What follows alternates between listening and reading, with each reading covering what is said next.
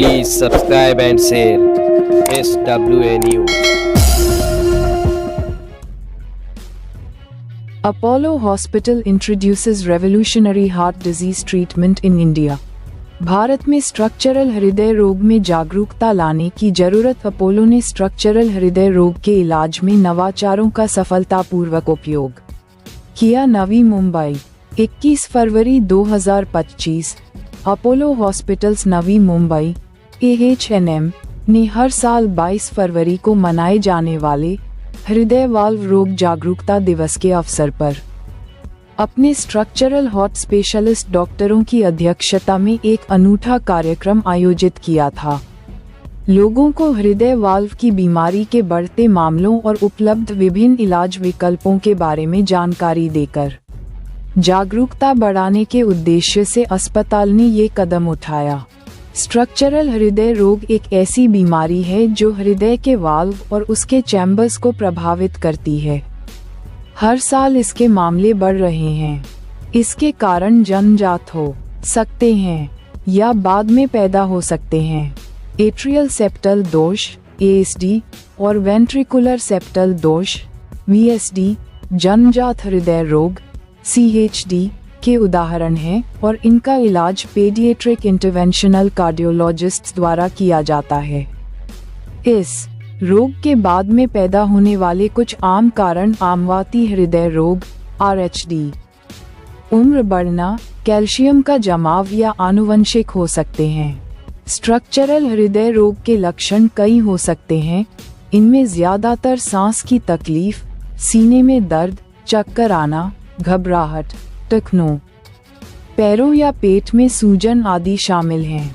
बहुत से लोग शुरुआती चेतावनी के संकेतों को अनदेखा कर देते हैं, इसलिए जागरूकता बहुत महत्वपूर्ण है। रोग का समय पर पता लगने से आगे की बड़ी जटिलताओं को रोका जा सकता है। हृदय वाल्व रोग जागरूकता दिवस के उपलक्ष्य में अपोलो हॉस्पिटल्स नवी मुंबई ने अपने असाधारण कार्डियक विशेषज्ञों के साथ मिलकर जीवन बचाने के लिए अपनी प्रतिबद्धता को मजबूत किया।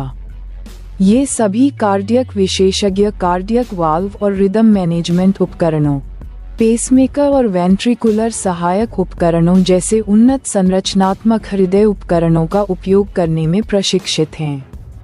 इन सभी कार्डियक विशेषज्ञों ने हृदय रोग का जल्द से जल्द निदान कर पाने के लिए नियमित स्वास्थ्य जांच के महत्व पर जोर दिया।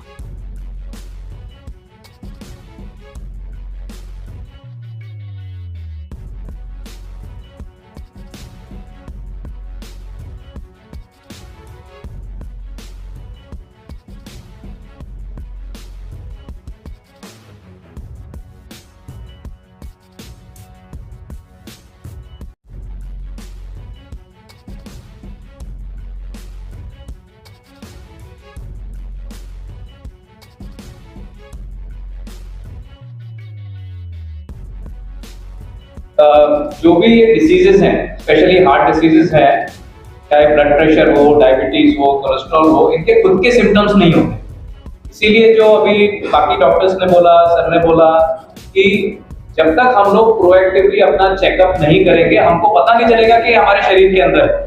तो इसीलिए जो सबसे बड़ा संदेश लोगों के लिए है कि अगर कोई सिम्टम्स नहीं भी है तो भी हमको एनुअल हेल्थ चेकअप कराना चाहिए, ताकि हमें समय रहते हुए वो बीमारी का पता चले और समय रहते हुए ट्रीटमेंट करने से बड़ी जो कॉम्प्लिकेशंस है उनको अवॉइड किया जा सकता है। जैसे हम लोग बोलते हैं ना, stitch in time saves knife.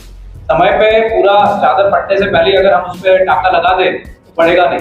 इसलिए प्रिवेंटिव हेल्थ चेकअप, स्पेशली जो प्रो हेल्थ है, जैसे अपोलो का जो है, जो उनका प्रिवेंटिव हेल्थ चेकअप है, उसकी भी क्वालिटीज होती है। तो जो एक्सटेंसिव स्टडी करके डिटेल्ड में आगे हार्ट अटैक का रिस्क कितना है, अगले 30 दिनों में क्या रिस्क है, अगले 1 साल में क्या रिस्क है, ये सारे रिस्क हम लोग आइडेंटिफाई करने की क्षमता रखते हैं आज के समय में विद आर्टिफिशियल इंटेलिजेंस एंड जो हमारे पास इतना सारा डेटा है लाखों करोड़ों पेशेंट्स का, उसके बेसिस पे हम लोग प्रेडिक्ट कर सकते हैं। प्रेडिक्टिव टूल्स होते हैं, तो इनका यूज करना चाहिए लोगों ने। मेरा जो सबसे इम्पोर्टेंट संदेश है, जो वाल्व अवेयरनेस वीक आ रहा है, कि हमारे देश में, हमारे सिटी में, हमारे हॉस्पिटल में अभी जो एकदम कटिंग एज टेक्नोलॉजी है, एडवांस टेक्नोलॉजी है, जिसमें ऐसे जो पेशेंट्स हैं जिनके लिए ओपन हार्ट सर्जरी रिस्की है, नहीं करवाना चाहते हैं, बहुत कॉम्प्लेक्स वर्क है और जो सफ़र कर रहे हैं उनके लिए ऐसी टेक्निक्स जो मिनिमली इन्वेजिव हैं, जहाँ पे कोई चीरफाड़ की ज़रूरत नहीं है, उस तरह के प्रोसीजर्स आज अवेलेबल हैं। तो हमारे जो सारे वैल्व्स हैं, 4 वैल्व्स होते हैं हार्ट में, उनको रिप्लेस किया जा सकता है विदाउट ओपन हार्ट सर्जरी, जो सही मायने में जो इनको रिक्वायरमेंट है। तो इस तरीके की हम लोग ट्रीटमेंट कर सकते हैं। उसी तरीके से जो कॉम्प्लेक्स एंजियोप्लास्टीज होती हैं, जहाँ पे ब्लॉकेजेस सीवियर है और बाईपास सर्जरी या फिर एंजियोप्लास्टी बहुत हाई रिस्क है, उसमें एकदम जो अत्याधुनिक तकनीकें हैं, जैसे इम्पेलर डिवाइस के बारे में मैंने बताया था, उनको यूज करके ऐसे कॉम्प्लेक्स वर्क को बहुत सेफ्टी और प्रिसीजन के साथ किया जा सकता है। तो मेरा ये संदेश है कि ये सारी टेक्नोलॉजीज अवेलेबल हैं और इनका लोगों ने यूज करना चाहिए। जीवन अनमोल है, कॉस्ट तो टेक्नोलॉजी के साथ ज्यादा आता है, लेकिन अगर उसके बेनिफिट्स बहुत ज्यादा हैं तो हमें इन चीजों का फायदा होना चाहिए और अवेयरनेस से ही लोगों को पता चलेगा कि इस तरह की टेक्निक्स अवेलेबल है हमारे देश में।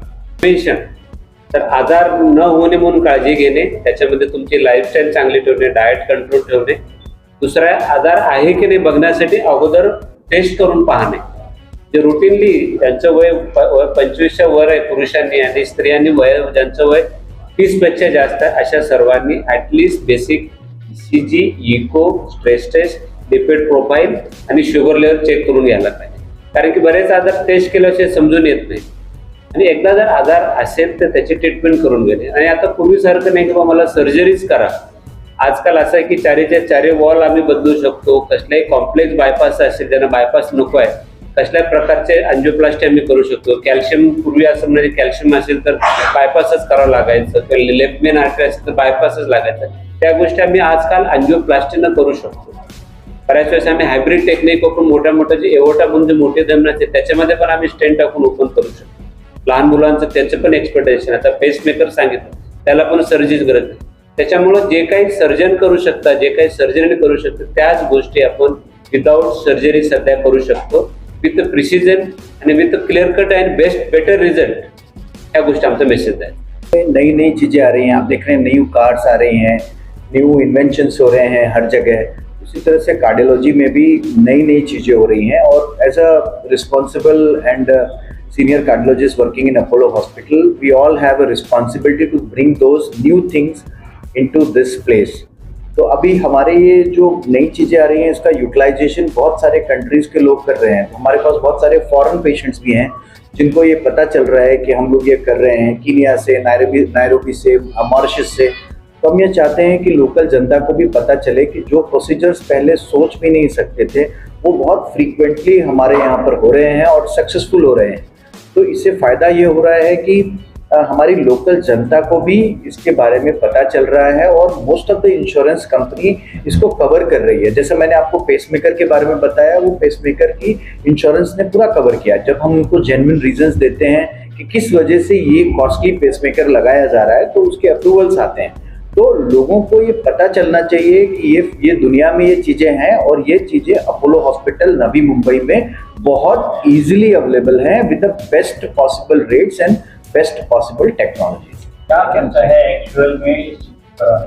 तो जैसे हम लोगों ने मल्टीपल प्रोसीजर्स आपको बताए, तो मल्टीपल प्रोसीजर्स जो बताए हमने सबके अलग अलग खर्चे हैं, बट जो भी हाई ग्रेड चीज़ें हैं वो इंडिया में बनती नहीं है। कुछ जैसे मैंने जो आपको पेसमेकर बताया तो विदेश से आता है, एबॉट कंपनी का पेसमेकर है। तो नॉर्मल पेसमेकर अगर 4.5-5 लाख का पड़ता है तो ये तकरीबन 11 लाख का पेसमेकर है और लगाने का खर्चा 2 लाख रुपए होगा, तो 13.5-14 लाख में ये प्रोसीजर हो जाता है।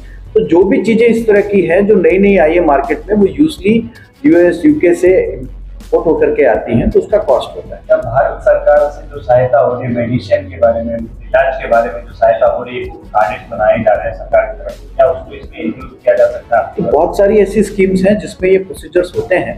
जैसे पेसमेकर्स तो बहुत कॉमनली सारी स्कीम्स में होते हैं। हमारे हॉस्पिटल में भी हम लोग CGHS के पेशेंट्स को देखते हैं। तो सारी चीज़ें अवेलेबल हैं, बट सारी स्कीम के बारे में जानकारी मेरे ख्याल से हमारे एडमिनिस्ट्रेशन की टीम दे वो ज़्यादा अच्छा है, क्योंकि हम लोगों से आप अगर प्रोसीजर रिलेटेड बेनिफिट्स जो पेशेंट को मिलेंगे उसके बारे में पूछे तो हम लोग ज़्यादा अच्छे से आंसर दे पाएंगे। एक पीडियाट्रिक कार्डियोलॉजिस्ट म्हणून माझा आपल्या जनरल संदेश हाच राहील की पालकांकडे नजरअंदाज करू नका। हे हृदयाचे जे जन्मजात आजार असतात ते योग्य वेळी सिंपल टेस्टनी डायग्नोज केले जाऊ शकतात। त्यांची ट्रीटमेंट पण खूप उच्च दर्जाची असते. एक 30 वर्ष अगोदर सर्जरी 70% बेबीजमध्ये व्हायची आणि ते बाळ नॉर्मल व्हायचे.